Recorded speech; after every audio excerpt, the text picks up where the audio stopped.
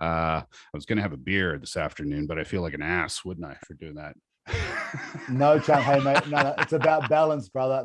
That's the beauty of what we do, mate. I I'm still have teasing. a beer. Don't get me wrong, mate. I love a cold beer. I'm teasing. You enjoy yourself.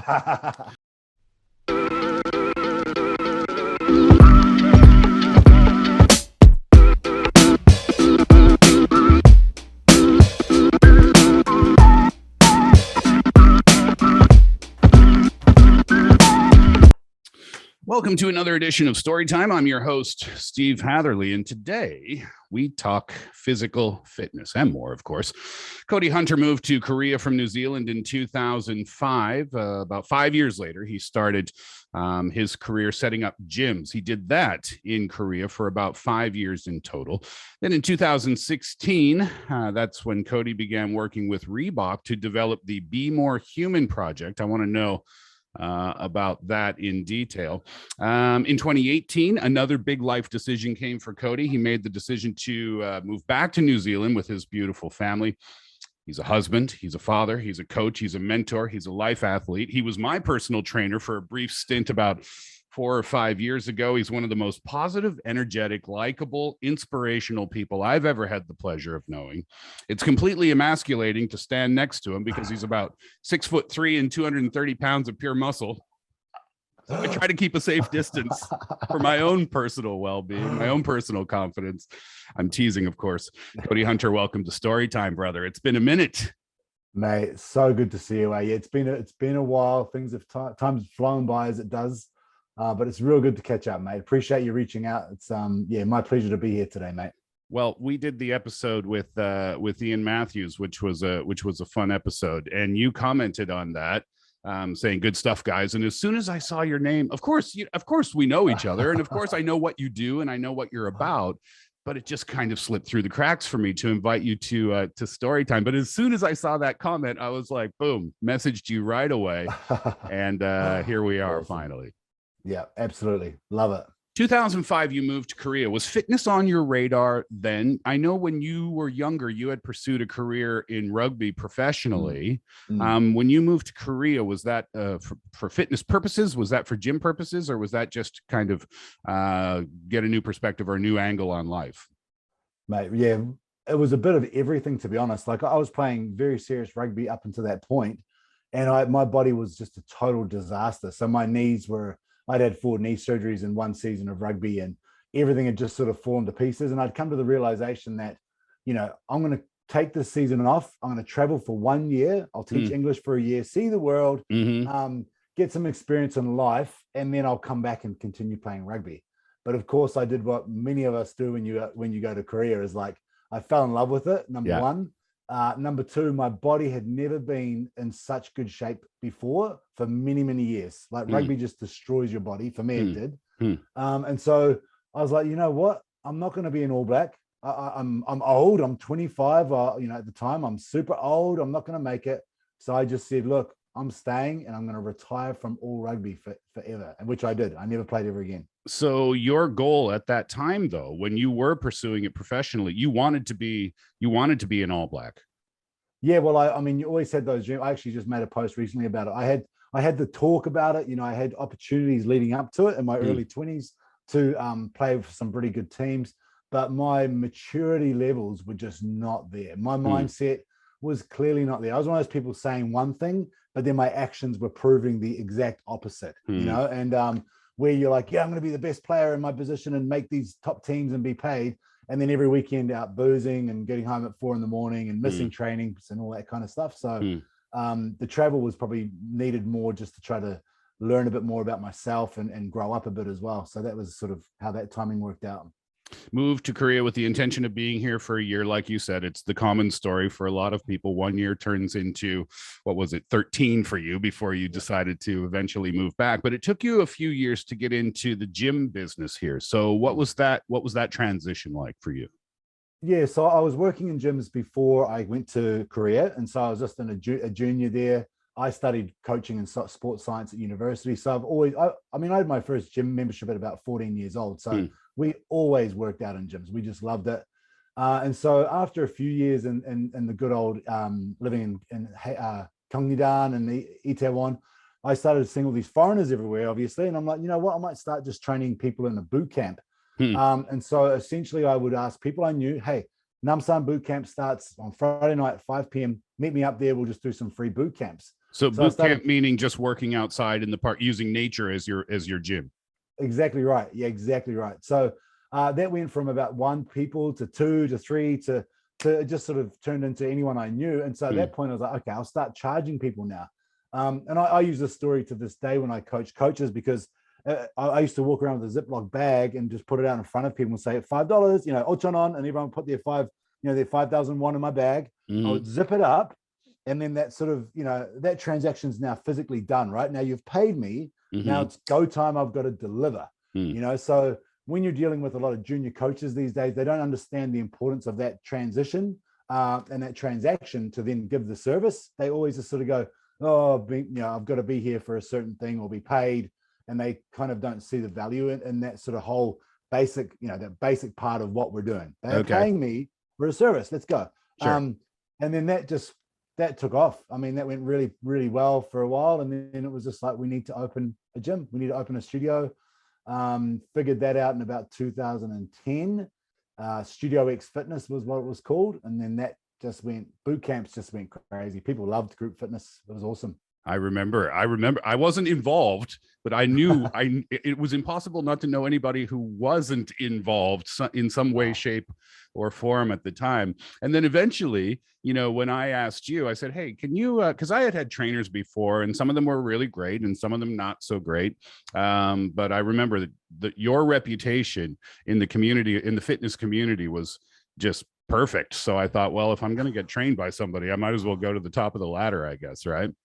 Oh, mate. I mean, yeah, it was. You're right, though, in terms of the connection. I talk to people from this day who bring up Studio X Fitness from that time. I coach people online right now who are members of that gym, and they still come back after all these years to train with me still online. It's just so cool. Unbelievable. 2018, the decision to go back to New Zealand. And then at that point in time, had you made a decision that you were going to do the same type of work in New Zealand, or were you thinking, okay, that was that in Korea, and now it's time for something else? Yeah, I mean, really, it was just about getting the kids back here to experience the New Zealand life. It was we toyed with it for a while about doing it, and we're like, wow, do we do it? Is it a good idea? You just never know, right? It was more like, let's just leap, see what kind of branches we can grab hold of on the way down. For the first 2 years, there were no branches. It was pure fall. It was so hard, and it was like brutal. We regretted the move all the time, because 14 years overseas, obviously coming back to New Zealand, I had no connections. I had to restart from zero. Leaving Korea, I'd been sponsored by all sorts of brands for 5-10 years. Hadn't bought a single piece of clothing for so long, so I was just given everything. All of a sudden, I was a nobody. People here in New Zealand, number one, thought I must be on some kind of witness protection program, because they just were like, that you turn up and they go like, who are you and why are you even here? Whose children are these? Yeah, what is this guy? Like, what? And people were so like, it was so funny. They just really were like, what are you doing here? Well, that's an excellent point, because you had a very well-established career here in Korea. You had done extremely well for yourself. You were well known within the community that you were striving to be well known in. You had worked with Reebok and in their project, so you had everything going for. Everything was going in the right direction, and then all of a sudden, all of that disappeared immediately. And you know what the love and support is like in Korea as well, just the people in general, right? Sure, yeah. So, and also expats. I mean, expats are very open and welcome for each other, because we're all in the same boat. But when you come back to New Zealand, to infiltrate or to get into any new friend group was almost impossible, right? Because no one wants you. They're like, oh, we don't need any more people in our friend group. So we're like, oh, we just came from this country where you made friends instantly with everybody all the time. It was so open. And then, but again, like I said, it was really about giving the kids, because you're right. The time had come. It was like, we either make another business here in Korea and we sort of start that process again, or we just try New Zealand. Otherwise, we'll never know. We just got to give it a try. We can always come back, which we probably will at some point for sure. And we can always come back, but let's just go now while the kids are at a cool age and they can have some fun. And they do love it. They do love it over here. What was that Reebok project, the Be More Human project? What was that? What was that about? That took place in 2016. Yeah, so that was a huge, that was so much fun for us. So what happened was, I was very good at understanding what budgets companies had and what they wanted to do, what they could do with it. So I proposed a new training program for Spartan Race. Actually, I was like, let's do a Spartan training grounds where I'll train people on Spartan Race. We'll sponsor it by Reebok. You guys will pay me to do it, and we'll just build that brand. We'll build that brand and activate the community. And so they said, well, you show us you can do it, and then we'll talk about it. So I just started this out, and again, because this is after the original boot camps, this is years later. So I just started again and said, okay, we'll start this outdoor boot camps down at Bumpo. And it just took off. And within about 3 weeks of doing it, there were like 50, 60, 70 odd people all coming along for the weekend.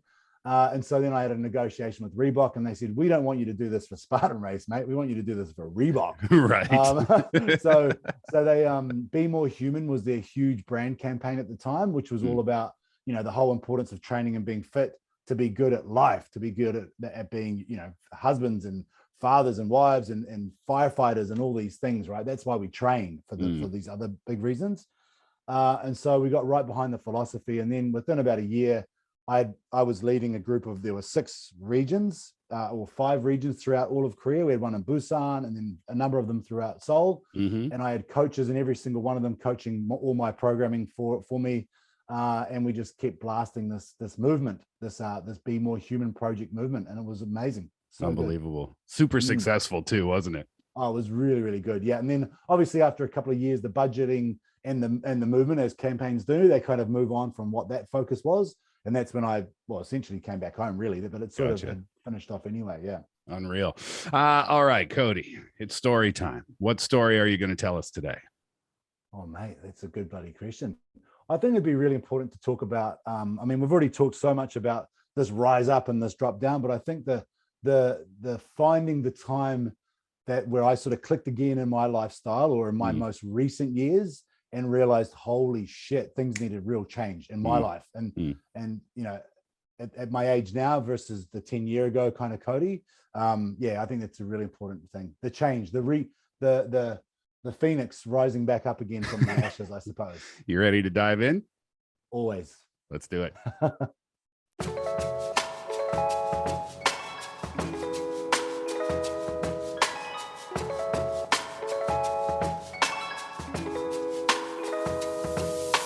So you move, it's 2018. You've made the decision with your wife to take you and your child or your children back to New Zealand.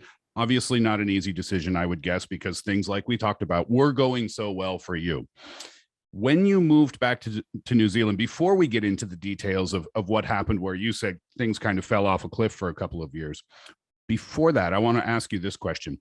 When you were in the process of moving back, did you have any preconceived notions of what it was going to be like? Did you think, oh, well, I'm really successful in Korea. I've built businesses here. I've worked with Reebok on successful campaigns. I'm going to go back home and things are going to be super easy for me. Did you have that preconceived notion, or did you have the concept kind of that things were going to be a little bit tough for a period of time? Mate, I am always the major optimist. That's a gift and a curse for me, right? So I essentially, I just thought, like it always does, it will work out for us no matter what. And if it doesn't look like it will, I will just force it to work out, which is how I did everything. So I was always told, oh, you're going to need about 2 years before you even settle in. It's going to be real hard before then, by my family members as well, who had done the same, relocating after a few years. But I just sort of thought, you know what, we'll just always make it work. It'll be fine. No worries. Let's just do this. We'll figure it out. But boy, was I wrong. So what was the reality then when you went back there in the first maybe few months or even up to the first year? What were some of the hardships that you're referencing here? So essentially, you come back to New Zealand. I had a mate that sort of helped me get a job over here in real estate. So I actually jumped into real estate. So again, I couldn't pull any of my favors or any sort of relationships to get straight back in the same industry, because no one really knew who I was. So I worked in real estate for a little bit, which again was totally brutal. There's like a tiny retainer they pay you. So I was on, and we came back to New Zealand for New Zealand weekends. Here I am doing open homes every weekend. I'm like making no money.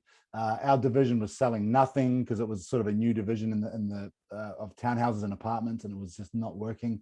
And it was expensive to live here, like so expensive, you know. And so we were just sort of, what is going on here? You know, that was the big rude awakening. Getting the kids into schools and doing that kind of settling stuff was pretty simple.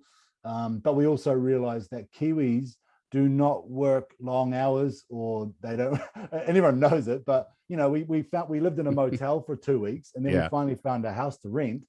And the lady calls me and goes, "Oh, it's you guys got the apartment. You guys can move in." And we go, "Oh, great. When's the day?" And she goes, "The 17th of January, like 2 weeks from the date that we found it, because it was Christmas time now and everything shuts down." Right. So she goes, "Oh, I'm going on holiday from tomorrow." And I go, "Well, can we meet tonight or tomorrow morning to sign the lease?" And she goes, "Oh no, I'll be on holiday. You just have to take it when we come back." Yeah. And so that kind of thing, we didn't, you know, that was such a different mindset to what we were obviously used to, you know, getting things done. You know, we'll meet you in the morning and take care of it. No worries is what we expect to hear. So everything just started off way more difficult than I thought. And then that just draws off onto my wife and my family, who came back for me, my decision. And it was real. So, you know, a lot of parents listening would think, well, yeah, but your whole point was to get the kids, you know, back into New Zealand, back into school in New Zealand, and you accomplished that goal. But there was something missing in your own personal life and your wife's personal life and perhaps your own marriage, your own relationship, that there were needs that weren't being met there. And you acknowledged that. And then you thought, okay, well, I have to make a change. But what was it that made you want, what was the light bulb moment, if there even was one, that made you think, I've got to do something different here? Mate, there were lots, and I've talked about it recently in a couple of posts of mine as well. But I went from, in the first 8 months of this transition, I put on personally 12 kilograms of fat. So I got super unhealthy. So the stress of the move, the anxiety, the everything about it. I was eating so much food. I was drinking beer almost every night. You know, in Korea we drank, of course, but it was more like in the weekends, a couple here and there. But here it was like beers every day. We were just trying to get through it all. My body started breaking down because of the injury. So all of a sudden, my health was also a big issue. My mental, how I was thinking was a massive issue as well, because I was starting to like really get negative thoughts about everything and be really down on the whole part of it. And so, yeah, it got to a point where I was just like, holy shit, this is, well, you know, my money maker, essentially my body and my spirit and everything was just broken. So I was like, I hit rock bottom. Essentially, we hit rock bottom, where I was like, this is bad. My wife was lucky to still be here. I'm surprised she still stayed in New Zealand, didn't just leave, because it would have been a smart move to probably do at that point. But we just battled on through. I secured a better job. I started training again, started doing lots of, I essentially coached myself the way I would coach anyone else in the same situation. Interesting. I just removed myself. I just started from scratch. What can you do? What are you capable of doing today? What's most important? Let's go. And I just started walking every single day. That's all I did. I'd just go to the ocean side where it was beautiful. I'd walk 2.5K out, 2.5K back. I did it every day. And and then I'd slowly just improve that sort of mental side of things, because that was what was most, you know, at risk. That was the biggest problem, was how my mind was working above all else. So that's really interesting to hear you say, is that you're incredibly qualified to coach other people, individuals, coaches even, but you had never applied those concepts necessarily to yourself and having to coach yourself. But there's something that stands out there to me, and I think that this is something that I've learned over the years as well, is that in that moment for you, nobody was going to make that change for you. It had to come from within, right? So you had to find the strength to have that light bulb moment where you had to say, because if your wife said it, maybe that's one thing. If your kid said, "Oh, Dad, why do you have a beer belly now?" And, you know, that's one thing, but nobody can make that change except for you. And I'm assuming that's one of the strong concepts that you have when you coach other people. Yeah, 100%. You can't help anyone who doesn't want to be helped. That's always quite a common thing to say. But if you're not willing to, you know, take a big, hard look at yourself, so I call that the audit. You have to audit your entire life, right? Where are you today? And be real truthful about it. You know, where is your relationship, your career, your finances, your body, your health? Today, you want to see it all on paper. So I just dump everything out on paper, see it all planned out of where it is today. And then the next simple approach is, where do you want it to be in 6 months to 12 months? Where should it be? Where do you want it to be? Plan that out, write it down, figure it out, boom, plan and go. Okay. So when your clients come to you, and I see your posts on Facebook, and you're so inspirational, and you're saying, okay, I'm looking for 3 dads, I'm looking for 5 dads, I'm looking for a group of men, and let's make this change. Let me help you make this change in your lives. So you start, step number 1 is the audit. So when you start with your clients and you say audit, then what does that entail? You're talking about sleeping patterns, diet, alcohol consumption, stress levels, if they can monitor, if they know how to monitor those or not. What a couple of details, if you could, about what the audit means. Yes, the audit, I mean, the thing that I do, and this is why it works really well to start, is we always focus just on the health, like the training and the nutrition side of things, right? So the easy way for men, this is especially for men, men over 35, because you won't get them to go deep. No one will go deep with you, right? No one's going to sit there and tell you all their problems on day one. It's just not going to happen. But what they will tell me is, hey, tell me more about what you're doing for your physical health right now. How are you training? Okay. You dig into that real simple step. Okay, tell me about nutrition. How is your nutrition going? Step through that. Okay, tell me about your day. How are you spending your time throughout the entire day? So you do all these basic sort of intro questions that get the conversation going. And then we can really start getting into the why behind it all. So why, for example, why are you acting this way today? Like, why are you not training? Why is nutrition the way it is? Why are you not feeling good about things? Why are you not sleeping, or why are you sleeping all day? The conversation just always evolves, but essentially it's around that first sort of step of understanding where you are. You can't get improvement if you don't know where you are today, because you can't. What are you going to judge it off? We need to figure out the harsh truth. So there's a couple of conversations there. Sometimes it's real easy. I've found the better my messaging is on social media and the more upfront and confronting I am about myself, the first phone call is almost straight to it. It's really good. It's one of the things it's one of the things, sorry to interrupt, I really love about your posts is that you're not shy about who you are and the struggles that you've had. You're not shy about your successes, but you're not shy about the things that have been hard for you either. And I saw your post where you had said about that weight that you put on, that 12 kilograms of fat, and you took a shirtless picture of yourself with that big beer belly. And you're not shy about even putting that on social media and sharing that with people. And I guess what you're trying to do, and you can correct me if I'm wrong, but I guess what you're trying to do is show people like, hey, it's okay. Everybody has a starting point, right? So this was mine. What's yours? Yeah, 100%. And it just is what it is. It's not the be all end all. It's just about that, tearing off the Band-Aid per se. That's one thing I like to talk a lot about, is like, and that's what I was doing for 6 months of New Zealand, is just putting Band-Aids all over everything, hoping that it's healing underneath the Band-Aid, hoping that it will all figure its shit out, right? But unless and you can peel it off, have a little bit of a look at it and be like, nope, I'll figure that out later. Or you can just be like, fuck it, woomfa, tear that shit off, have a look at it. And guess what? 9 times out of 10, it's not as bad as you thought it was. You've created all this fear and anxiety around something that's actually not that bad. Hey, you got a beer belly.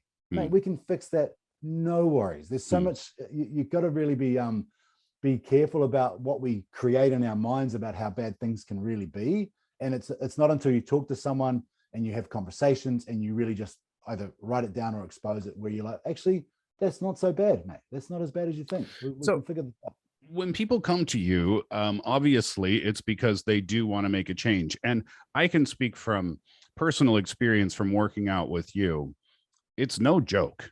It's not like a light casual stroll in the park. It's very much, hey, you wanted me to help you, and I am going to help you. And it's going to be hard. It's going to take hard work from you and from me, but we're going to accomplish this together.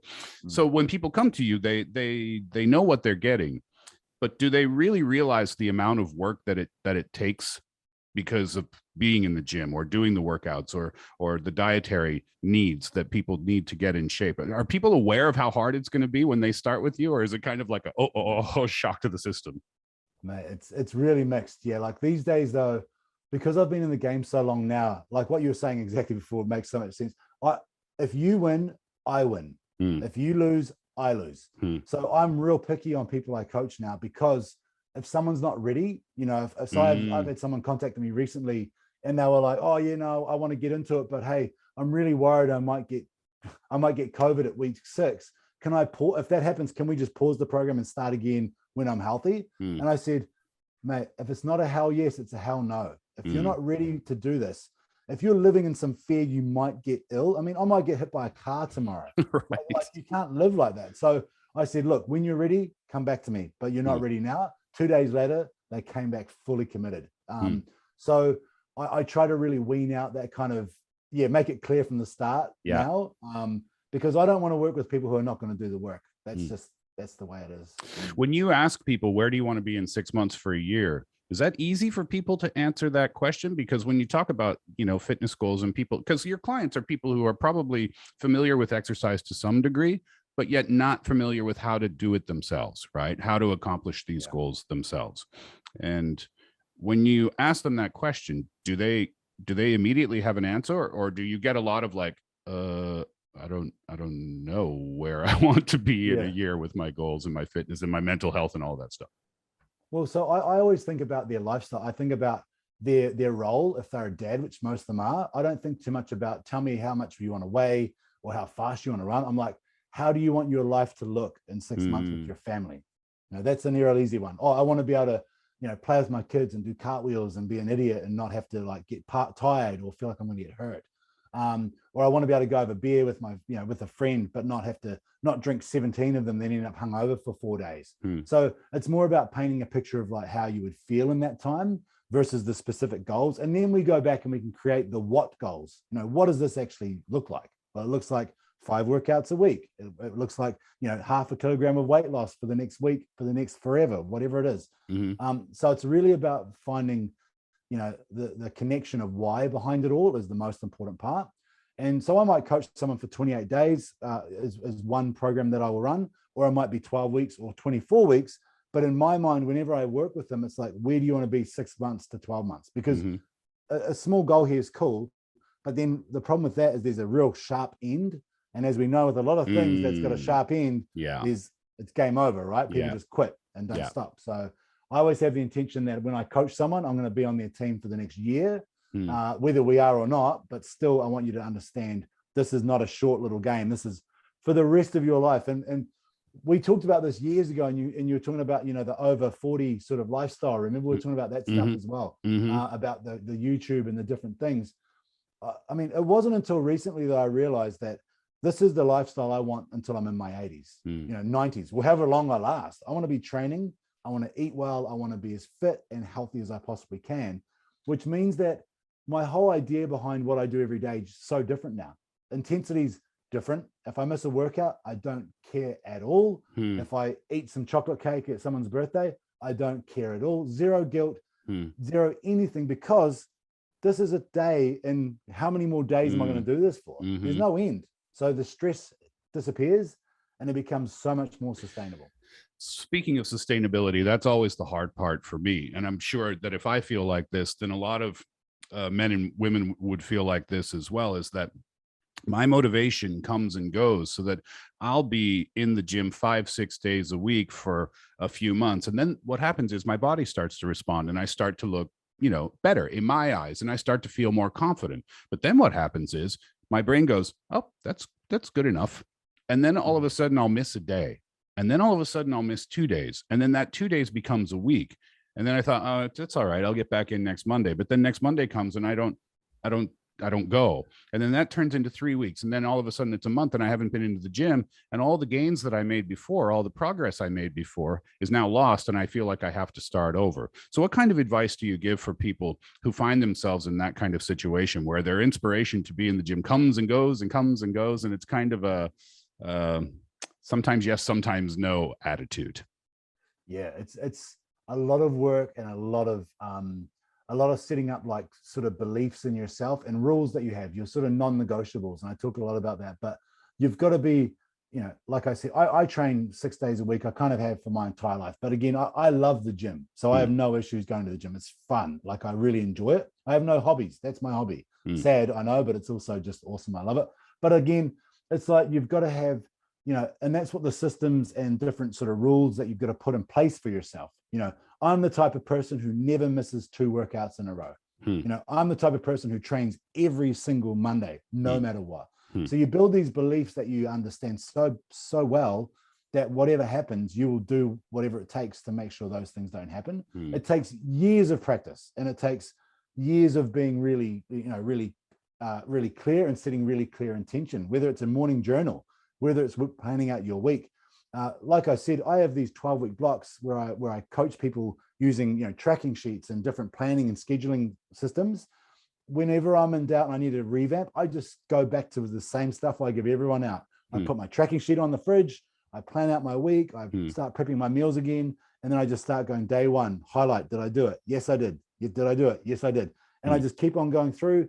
After 12 weeks, I'm tuned back in, but I'm always just aware when it's sliding. Like something may be sliding. Like right now, my nutrition definitely not as good as what it could be, but I still feel and perform really well. And that's my gauge these days. Not a 6-pack. I don't have a 6-pack. I've got probably a 4-pack, but I don't care about that. I care about how I feel and how I perform as my marker now. I guess that's, now that you bring that up, about the 6-pack and the 4-pack. I remember I had another trainer a few years ago, and I thought, it's always kind of been a lifelong goal of mine to have a 6-pack. And he said, okay, we can do that in about maybe three to 4 months. But you have to give up beer and as much sugar as you possibly can. And I said, So when you talk about the goals in 6 months or the goals in a year, then at that moment, so what I did was I gave up sugar for about 5 or 6 days. And I didn't realize, and I learned through talking with him, sugar is everywhere and we're addicted to it, right?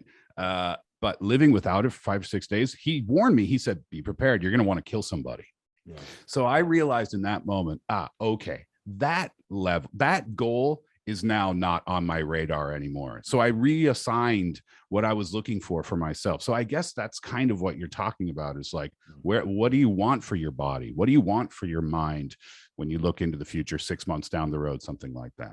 Interesting. I see. This is why I was so looking forward to this conversation, because these are things, even just by talking to you, come to the forefront of my mind again. Mate, for sure. And my mindset's changed so much. I was a 6-pack guy through and through. I mean, in Korea, I was 100 kilos was the heaviest I kind of ever was in Korea, right? And that was, and because you walk everywhere, you eat well. And I was always about 2 weeks or a month away from having a shredded 6-pack. That was kind of like, and obviously age came along, you get a little bit older, that slows down. And then, but sort of like I was saying now, I just really don't care. And number one, neither does anybody else. That's the other thing. You're doing it because you think, yeah, man, I want a 6-pack. People will be so like, whoa, look at this guy. Man, no one gives a shit. Everyone's got their own lives to worry about. You don't care what you're doing. No, they don't.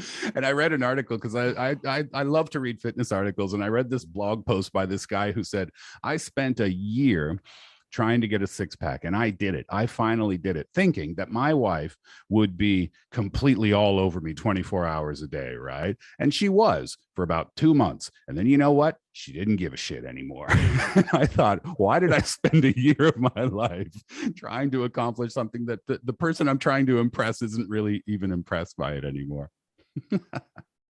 Let's talk a little bit about the details of the programs, if you don't mind. Maybe a snippet or two of the 28-day program, a snippet or two from the other programs.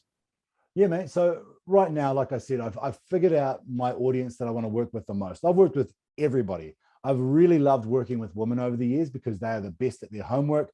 They commit, they follow through. They're so good.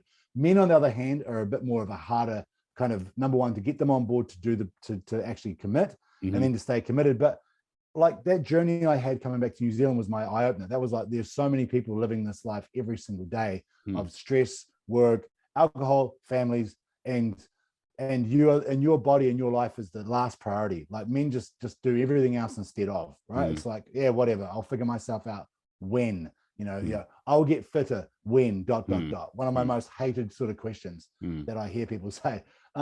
So that's why I put the focus in right now into coaching men and dads, because again, number one, I am one. I know the lifestyle really, really well, and I know what works really, really well. So, I mean, I've branded this the badass dad method, or the badass dad protocol, because I want to create men who are confident. They've got all the strength and fitness they need to do whatever they want. My biggest fear was going to the swimming pool with my kids and not wanting to take my t-shirt off and sitting poolside and watching. I can't believe I'm hearing that from you, though. Right? I mean, Well, that yeah. that just seems so far outside the box of something that I would hear you say. You know, when I Mm, introduced you, I said you're one of the most inspirational speakers and mm, inspirational people when we talk about fitness that I've ever met. So I'm really mm, shocked to hear you say that. But that just goes to show you that mm. that type of mentality can creep into anyone's mind. Oh, mate. And when I was in that state where I put on 12 kilos, that was my pants were splitting during the day at work. I was like, Mm, things were just, and I hadn't really ever experienced that before. Like, mm, I mean, like when I knew you, I was mm, 100 kilos of always in really good shape, could run 10K, do whatever. mhm, So that was where it sort of, I realized, look, these are my biggest fears. And then I'd go to my son's sports day at the school and I wouldn't volunteer to do the parents run because I thought I'd pull a hamstring or mm, hurt myself. So I had a couple of years of this snapshot of what it was like to live like that mm, and how my mind worked around it. So I mm. understood how so many men and dads must feel in that environment. And it's not about being shredded, it's about having the confidence in your performance in your body Mhm. to raise your hand and take part in absolutely everything. So I So was just not So, in happening. your opinion, when you make these changes in your life through your programs, I'm guessing that it not only gets you in better shape, it gets you physically, it gets you in better shape mentally, it gets you in better shape emotionally. And for your dad's program, I'm assuming that makes you want to be a better husband. And I'm assuming that it makes you want to be a better father as well. Yeah, 100%. And it's Mm, about mindset. Mindset's key, right? Like I said, it's training, nutrition, but then it's mindset and accountability, the two sort of secret sources to all this. mm, Telling you to go to the gym and follow a plan is actually pretty easy. You can do that. mhm, Telling you what to eat is pretty easy. But how to do it forever or how to get around the hard parts is really hard. mhm, Is a real challenge. But again, I want to make sure that this is forever. I want these guys to be sustainable, set up, and understand that none of us understand this until it's really clear, but we are number one. Like you're number one in your life, I'm number one in my life. And I know with people with families always like, no man, my family comes first. I'm like, yeah, but guess what, if you're sick, dead, injured, or whatever, you are useless to absolutely everybody. mm, You have no value. So you can say that, oh, my kids are the most important thing in my life, but then you sacrifice everything that in your plate to be there for them, but then you're not even showing up because you're sick, tired, and injured, mm. or what can happen is that you can essentially have a real big health issue and something bad happens. So And, you're and, number one. and I'm guessing then, and I'm neither a father nor a husband, but I'm guessing that one of the things you talk about with these dads is, yeah, but when you do these types of positive things, you're showing a great example to your children. So the thing that you thought you were sacrificing before by not taking care of yourself and trying to take care of them first, that's actually counterproductive because you're showing them that taking care of yourself is not necessarily a priority. Yeah, exactly right. Mm, Exactly right. And so you lead by example, you show them, and they just, I mean, that's what it's all about. They see what you do. I mean, I talked about a memory I have of my father because my dad passed away when I was very young, when I was about mhm, 8 years old. mhm, And one of the memories I had was joining him at a garage gym somewhere in my hometown mm, and watching him work out. And I know that I only have probably three memories. That's how bad it is when you're that young and that happens. mhm, But that memory is very, very, very clear. I'm like, far out. How cool is that? mm, That I have such a positive memory about him, training and working out, doing bicep curls, and we're hanging from the barbell while he's doing them, going, yeah, mm, let's go. So I want to make sure that that's something that impacted my entire wiring for my mm, entire life. You know mhm. what I mean? That one little thing. So it's really important that we show the positive parts of it and that we can provide and we can protect and that we're we're capable of doing anything. Mm. It's important. What is one of the hard things for your clients? What's one of the challenges that you have convincing them of what? One of the challenges that you find in dealing with these dads? Well, a lot of people, again, it always goes back to that everything else is more important than me Mhm. mentality, where workouts just start getting missed. Alcohol starts creeping back in. All these little things start happening you know, because that's way more important than me, prioritizing everything else. Oh, I'm real busy right now. I've got to travel for work. I've got to do all this. And so just trying to pull that back in again to make sure that like this needs to just continue on because everyone's really excited at the start, aren't they? The Sure. honeymoon period. Yeah, Everyone's like, exactly. yeah, this Cody. Oh Yeah. my God, I lost 2 kilos last week. I love this program, man. And all I say when people say that is straight away, mate, just be aware this is not going to last. Hmm. Your whole feeling about what you're feeling, like enjoy it. Don't get me wrong. I'm not trying to be a killjoy, but Hmm. just know that there will be a time where you'll start thinking that you don't want to do this anymore. And it's going to come. So be extremely stoic, be prepared, because if we're prepared for everything, then we've got strategies around it all. When you start feeling like that, what do? Well, then you refocus. You get some, well, you call me, we have a chat about it. You start thinking about ways to make sure we can get through that. So that's really it, I think. And then a lot of them just trying to get that switch over to make sure they continue going forever. That's the other thing. Just stay committed, stay focused, train for life. All of your clients are in New Zealand, or is this something that can be done somehow, some way without your physical presence in front of your clients? 100% online now. So I don't coach anyone face to face. Oh, interesting. Really? I didn't know that. Okay. Yeah. So how does that work then? So what I've done, so for a while there, I was coaching at a gym in New Zealand here, and I loved it, face to face. What I realized is that people were paying me top dollar for me to count their reps. Now, sure, I can adjust your form. I can be there so you show up. But like you said before, most people I coach have some experience, right? They know how to go to the gym. It's just they don't have the guidance to do it all the time.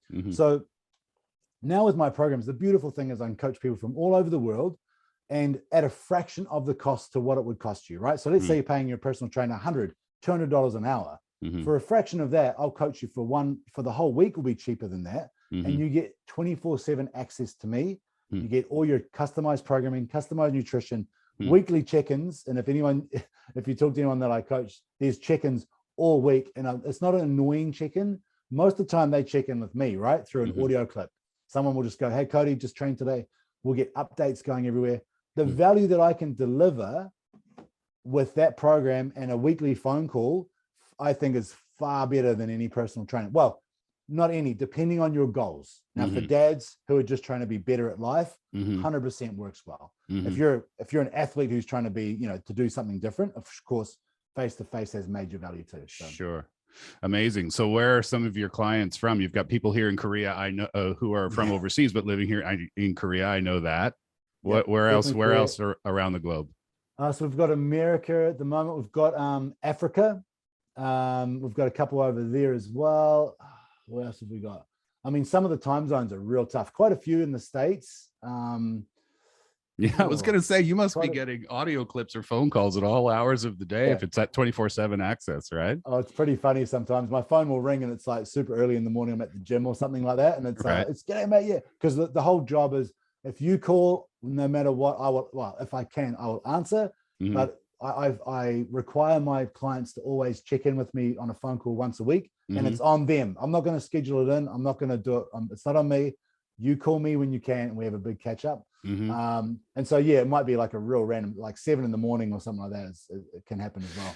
And you're designing programs specifically for each individual client that you have, and you're doing dietary needs as well. So you're telling your clients what they need to be eating for breakfast, lunch, and dinner, what they shouldn't be eating for snacks, the times of day that they should be eating. You're customizing these programs. Yeah, to a degree. And the thing is about nutrition, some people only need a real broad sense of eat food with no ingredients, for example. Like I'll just say to someone, people who are really bad at tracking calories, for example, I'll never make them track because they're going to fail and I'll never do it for more than 3 days. Okay. So I'll say, all right, your job, every time you look at a plate of food that you dish yourself, I want there to be nothing but, single ingredients, like something that has nothing else with it, which is so easy, right? That's your vegetables and your fruits and your proteins and nothing from a packet, everything is unprocessed foods. And then I might give them a list of like, eat this, don't eat that. Other people, on the other hand, we do the full overhaul and we'll focus a lot on the macros and their nutrition targets and what they need. It just depends on the individual. Wow. And where can people go to find this information? Where can people go to find you and these programs? Instagram is the best, which is Cody_Hunter_coaching. That's where I'm always on there. Facebook as well as Cody Hunter, just me on Facebook. But yeah, that's where you can find me and connect. And I'll always answer questions and always be available. Cody_Hunter_coaching at Instagram. You can also find him at Facebook. Just search Cody Hunter. That's Cody with a CODY Hunter, HUNTER. I was going to have a beer this afternoon, but I feel like an ass, wouldn't I, for doing that? No chance. Hey, mate. No, it's about balance, brother. That's the beauty of what we do, mate. I still have teasing. a beer. Don't get me wrong, mate. I love a cold beer. I'm teasing. You enjoy yourself. What I said in the beginning about you is absolutely 100% true. Is that you are truly one of the most affable, likable, energetic, pleasant people that I've had the opportunity to meet. You are completely inspirational when it comes to fitness and well-being. And I can speak from personal experience when I say this to our audience here, is that if you do have any interest in making a change in your life, going to Cody will bring results. For that, I can guarantee. My brother, it was a pleasure to catch up with you, and I hope you're well. I hope you and the family are healthy, and I hope we can catch up again in the future someday, man. Mate, appreciate you, brother. Thanks for having me on, and we'll see you for a beer sometime in the near future. Absolutely. Near future. Absolutely. Cody Hunter, have a good one, bud. Cheers, brother. Oh, that was great. I enjoyed that so much, and I hope you did as well, my chat with Cody Hunter. One of the really cool things that Cody talked about that I liked was the fact that you have to qualify for his program. If you are the type of person that he thinks he can help, then that's what gets you in. But if not, then it doesn't. But I can guarantee, like I mentioned a moment ago, if you do qualify, if you go to Cody and he says, all right, come on, let's do it, let's help you, I guarantee those results will come to you. Awesome. Once again, thank you to Cody Hunter, and please do come back for the next interview. And in the meantime, don't forget, hit subscribe, hit like, and don't forget to hit that notification bell as well.